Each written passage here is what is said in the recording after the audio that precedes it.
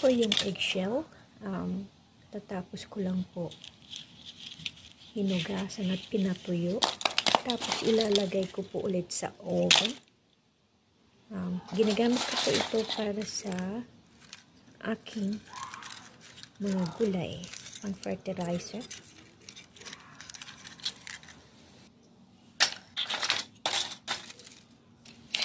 Actually, dry na to. Tapos ko ibinilad sa init. Kaso, kailangan ko pa rin i-oven para mamatay yung bacteria.